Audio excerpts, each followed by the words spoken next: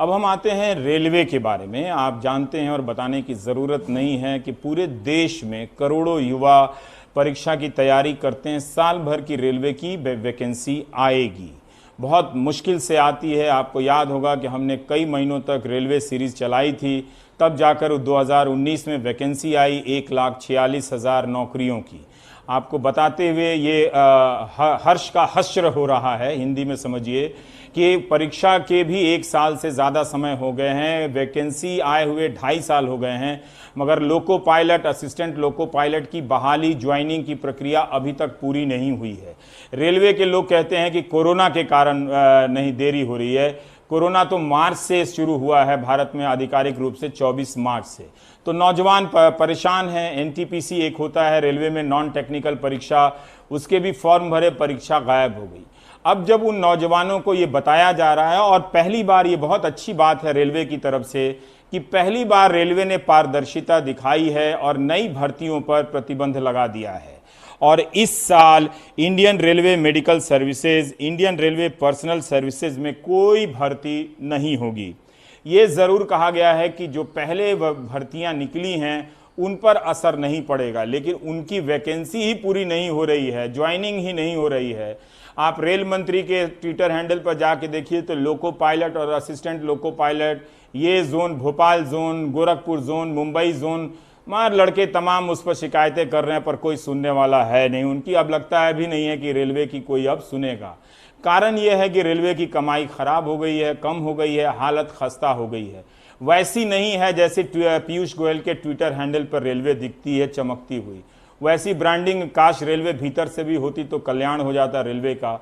ये एक बड़ा सवाल है, क्योंकि रेलवे सरकारी क्षेत्र में सबसे अधिक नौकरी देने वाली संस्था है।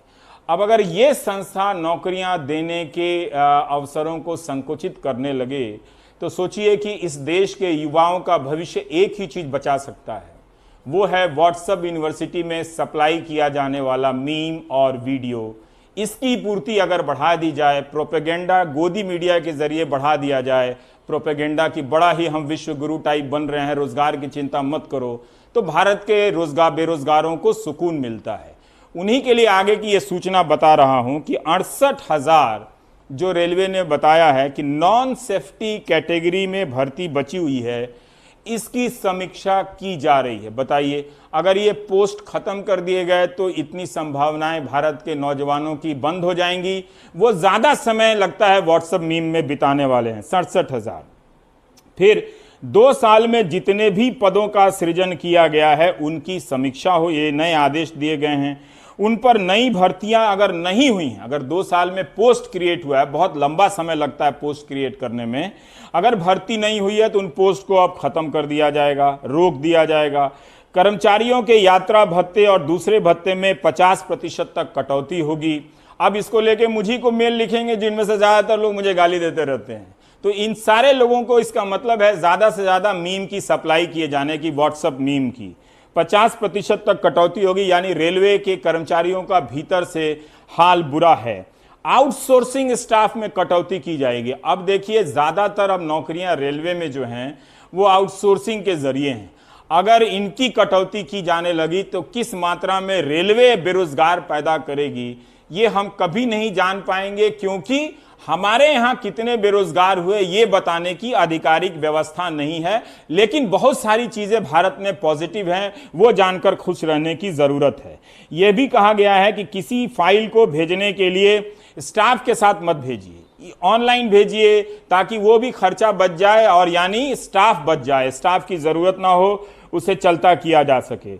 और फर्नीचर, अतिरिक्त गाड़ियां, कंप्यूटर, प्रिंटर की खरीद ना हो। उद्घाटन कार्यक्रम ऑनलाइन करें ताकि खर्चा बचे। मनोरंजन, प्रचार, यात्रा, बैंकों को यात्रा जो है वो सब कम किया जाए, यानी प्रचार वगैरह पर विज्ञापन कम दिया जाए। इसका थोड़ा बुरा असर अखबारों पर ही पड़ जाता है, मीडिया का। टीवी में तो रेलवे का विज्ञापन कम ही आता है, तो अखबार वाले वैसे ही उनकी नौकरियां जा रही हैं पत्रकारों की, तो बहुत बुरा है। लेकिन प्रोपेगेंडा के कई तरह के तस्वीरें रोजाना लॉन्च हो रही हैं, तो आप मानसिक रूप से आप कभी खाली नहीं रहेंगे, आपको एकदम पौष्टिक ऊर्जा दी जाती रहेगी। और ये सुनिए रेलवे ने क्यों और क्या कहा इन कारणों के पीछे। हमारे पास जो वैकेंसी जो है अभी सेफ्टी कैटेगरी में है 1,53,000 और जो नॉन सेफ्टी कैटेगरी में है वो 1,37,000। तो रफली अराउंड 2.9 लाख 90 लाख जो है वैकेंसीज हमारे पास हैं, जिसमें से हमने सेफ्टी कैटेगरी की वैकेंसी जो नोटिफाई की हुई है अभी वो 72,274 ऑलरेडी कर चुके हैं। नॉन सेफ्टी कैटेगरी की हमने की है 68,366। So the total notified vacancies are 1,40,640। तो इसमें से जो अब आप जो नॉन सेफ्टी कैटेगरी वैकेंसीज बची वो उनमें से 68,000 एक रफली 68,000 जो है वैकेंसीज नॉन सेफ्टी कैटेगरी में बनती हैं। उनमें से जो आप लोगों के संज्ञान में कहा है कि हम लोगों ने अभी कहा है कि रेलवेज को कि आप अपनी सेफ्टी कैटेगरीज की वैकेंसीज एज इट इज आप भरिए, जो नॉन सेफ्टी कैटेगरीज की वैकेंसी है उनको आप रिव्यू करिए। अब ये बेरोजगार पूछेंगे कि विपक्ष कहाँ है, विपक्ष ट्वीट कर रहा है, वो उठा रहा है, लेकिन यही बेरोजगार विपक्ष को कौन पूछता है। तो बेरोजगारी का एक मुद्दा भारत में राजनीतिक रूप से समाप्त हो गया। वैसे कई राज्यों में है गंभीरता के साथ, लेकिन राजनीतिक रूप से समाप्त हो गया है। अगर आप कुछ वैचारिक नैरेटिव वाली राजनीति कर रहे हैं, कुछ तस्वीर वीडियो वाली, तो इस तरह के समस्याओं को आप गायब कर सकते हैं। हाल फिलहाल के चुनाव में ये साबित भी हुआ है, खासकर गोदी मीडिया के दौर में। ये बात मैं क्यों कहता हूं, बहुत बुरा भी लगता है कहने में, लेकिन ये सच्चाई है कि ये वो पब्लिक है जो पब्लिक नहीं है। जनता ने ही जनता के होने का अस्तित्व समाप्त कर दिया है। इसीलिए किसी भी प्रश्न का जवाब नहीं आता है, किसी भी आंदोलन पे जवाब नहीं आता। आपने कब सुना कि मंत्रियों ने बुलाकर प्रतिनिधियों से बात की है, ये आंदोलन हुआ है। अब कोल इंडिया के लोग जो 3 लाख लोग हैं, अब मैं तो नहीं कहता कि सब कोई गोदी मीडिया में बह गए होंगे या व्हाट्सएप यूनिवर्सिटी में, लेकिन जो बह गए थे वही बताएं कि क्या उन्होंने नहीं देखा था कि 6 साल में मीडिया समाप्त हो गया। मीडिया जन सरोकार के मुद्दों को नहीं उठाता है। अब जब उनकी बारी आई है तो फिर वो मीडिया को क्यों कोस रहे हैं कि मीडिया उनका नहीं दिखा रहा है। क्या आपको लगता है, पता भी है कि 3 दिनों के लिए कोल इंडिया में जो प्राइवेटाइजेशन हुआ है उसको लेकर 3 लाख कर्मचारी आंदोलन कर रहे हैं? आपको कभी पता नहीं चलेगा। अब इन्हीं से पूछिए कि क्या इनको इस बात का फर्क पड़ता है कि सफूरा जरगर एक गर्भवती महिला के खिलाफ किस तरह से अन्याय हुआ, भीमा कोरेगांव केस में किस तरह से 2 साल का ट्रायल नहीं हुआ और एक नौजवान लड़के को उठाकर जेल में बंद कर दिया गया, सुधा भारद्वाज। तो क्या इन लोगों को इन संवैधानिक सिस्टम के मसले का कोई फर्क पड़ता है, जो ये शिकायत कर रहे हैं कि मीडिया को कोई फर्क नहीं पड़ता? इसीलिए मैं कहता हूं कि ये पब्लिक है, ये वो पब्लिक है जो पब्लिक ही नहीं है। ये कोरबा छत्तीसगढ़ से आए वीडियो को आप देख लीजिए। मेरी बात वैसे 10 साल बाद समझ में आएगी, अभी नहीं, इसलिए चिंता मत कीजिए, चिल कीजिए। One of the fastest growing educational platform for bank, SSC and other competitive exams, Guidely brings to you Guidely Express video course for banking prelims and mains with a lifetime validity. The course content will be provided in both Hindi and English languages. This express course comprises with 600 plus hours of video classes, 1200 plus mock test series, 400 plus PDFs, previous year's pre plus mains question papers for all upcoming banking exams.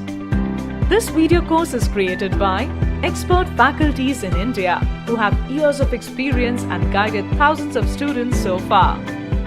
We will also provide personal guidance in secret Telegram group.